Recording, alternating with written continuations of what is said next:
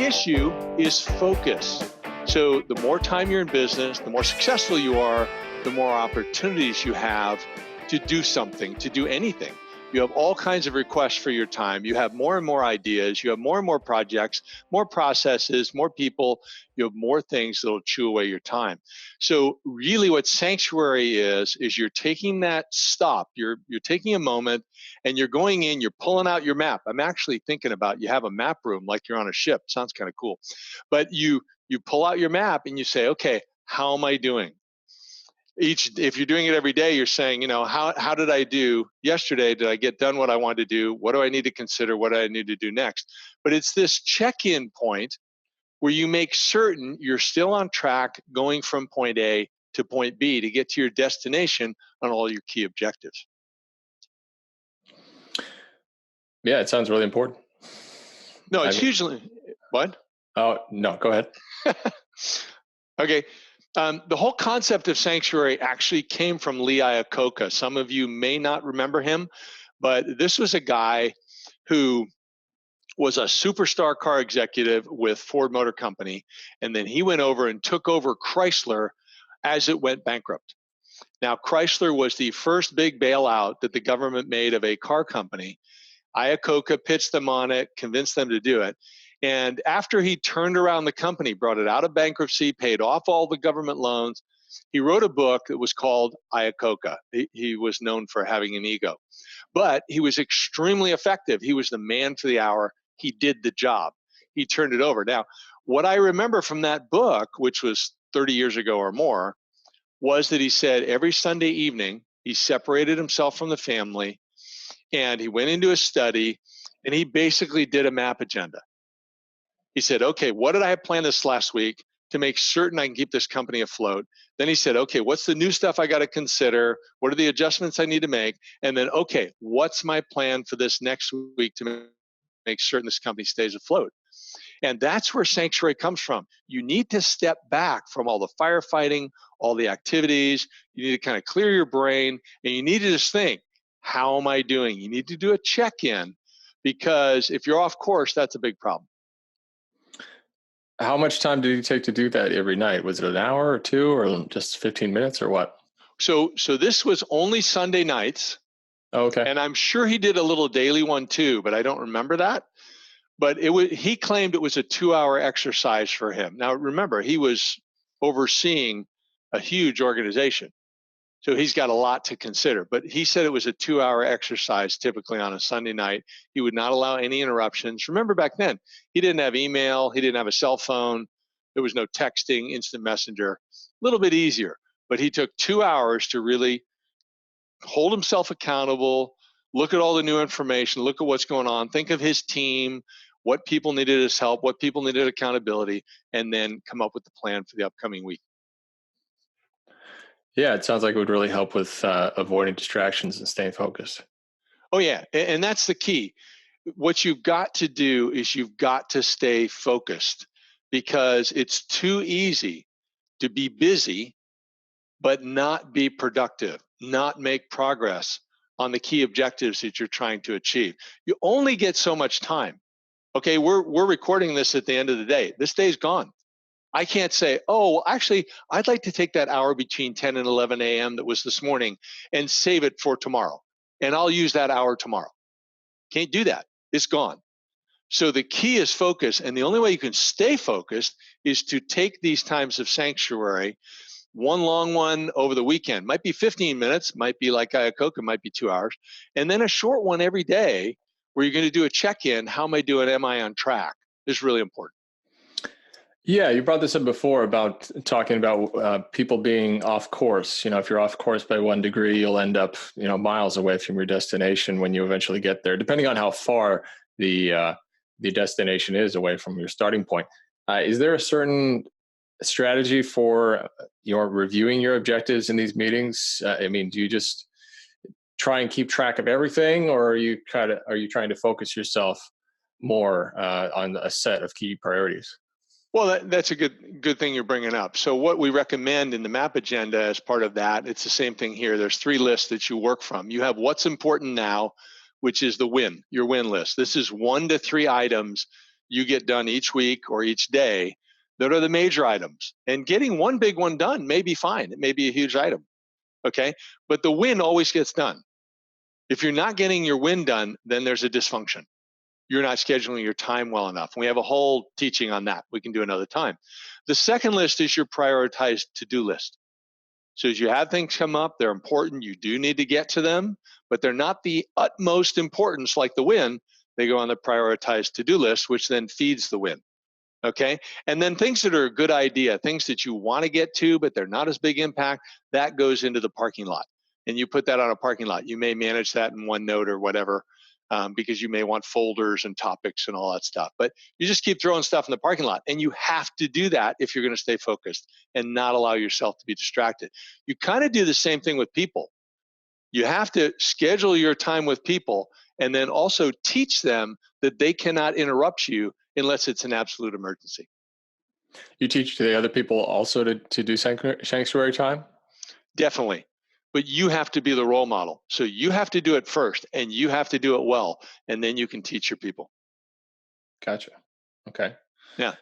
Well, I like how it's scheduled and it's uninterrupted and you're working on discipline, disciplining yourself. There was an article that somebody sent to me recently on the artofmanliness.com about Rockefeller and how it was called Be Your Own Tyrant. And I thought it was great. And Rockefeller was just so disciplined, and that's how he took over the oil business.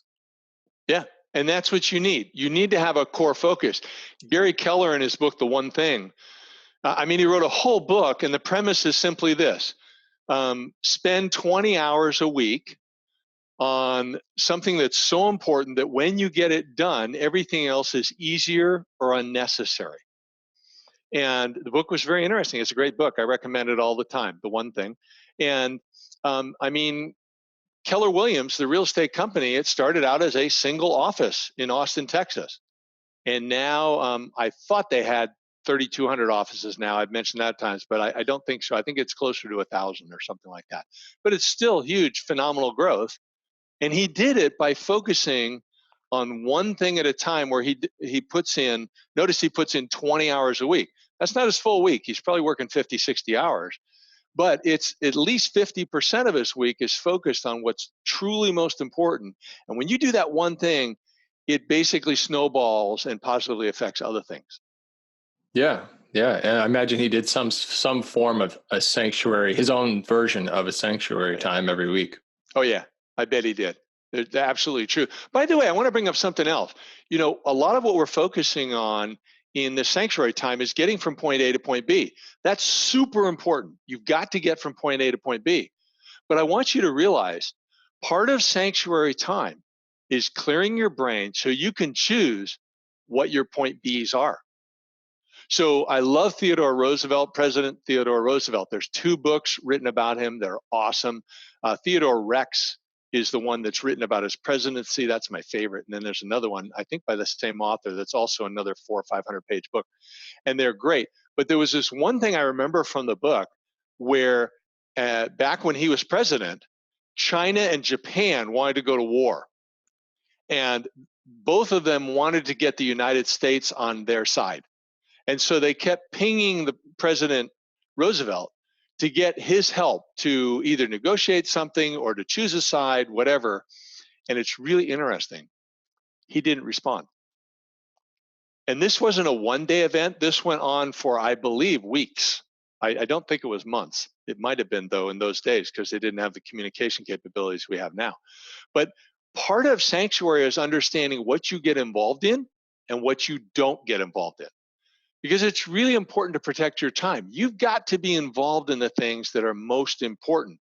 They either link to your responsibilities in your role, they link to your career choices, they link to how it's going to affect your clients, other people.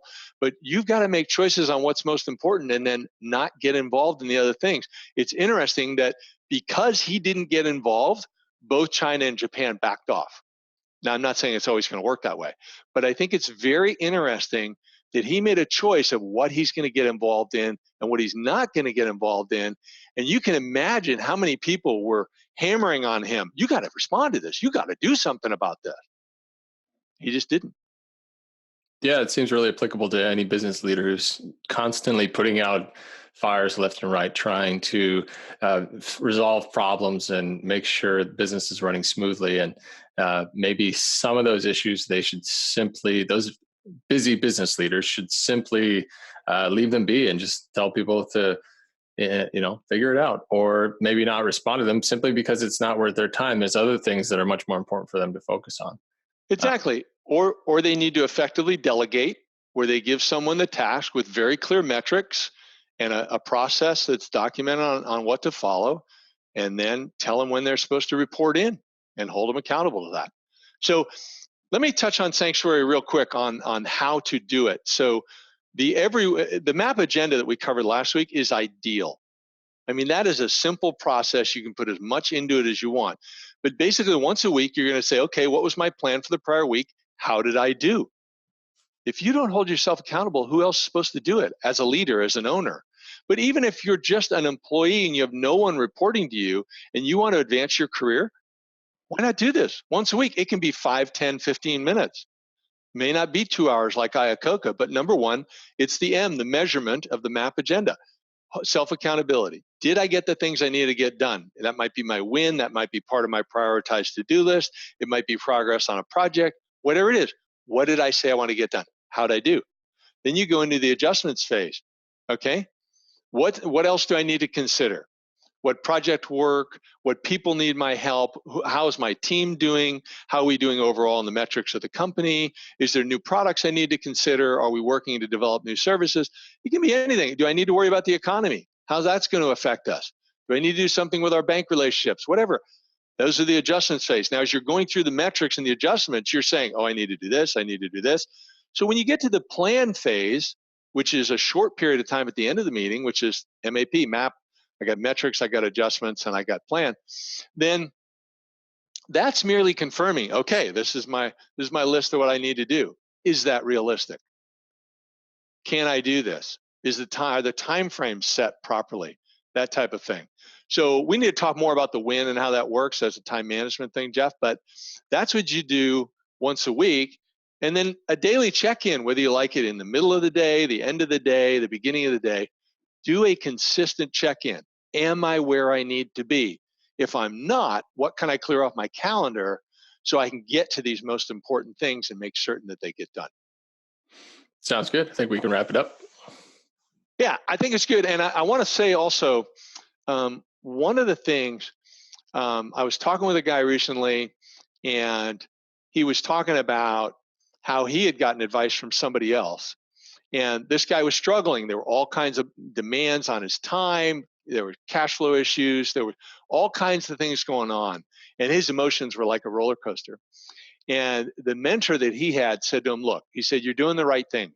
You're getting up in the morning, you're going to work, you're putting in a full day, you're trying to stay focused, you're saying no to certain things. I want to give you the analogy of a pilot. When a pilot's flying a plane, they fly by instruments. But what do they do in those times? They're an electrical storm or whatever happens, and the instruments go out. If they just focus on the instruments and fixing the instruments, that plane crashes. So this mentor told me, he said, you're doing the right things, try to stay focused, keep flying the plane. Just like a pilot, if they lose the instruments, so they may not have all the data they want or not everything's exactly what they want, keep flying the plane. And that would be the encouragement I give you, is keep flying the plane. And with this sanctuary piece, try it out. Pilot it. It's kind of funny. I say pilot it after say keep flying the plane, right? But pilot it, put it to the test. Try it daily, little check-in, put it in your calendar. Try it weekly. When you're not going to get interrupted, maybe you get up before the family gets up. Maybe you have midday, you have a break. Maybe you stay up later than everybody. Schedule at a time when you can do it consistently and go give this a try. Sounds good. Maybe next week we'll talk about a weekly win. Yeah, that sounds great. I love that. The win's a biggie. All right, cool. Well, thanks everyone for listening, and we'll see you next time. Okay, thanks, Jeff. Thanks, everybody. Bye-bye.